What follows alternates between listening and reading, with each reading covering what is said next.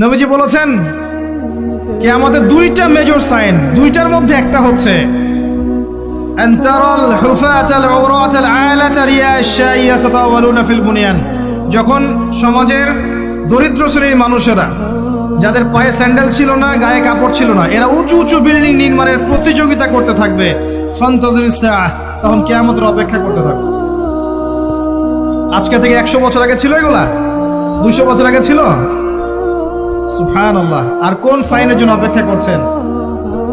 তিনি বলেছেন শেষ জামানায় women will dressed but still they will be naked।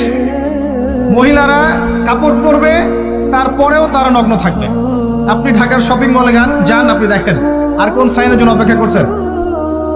শুধু ঢাকা কেন, গ্রামগঞ্জে ছড়িয়ে পড়েছে এগুলো, এখন গ্রামেও ছড়িয়ে পড়েছে।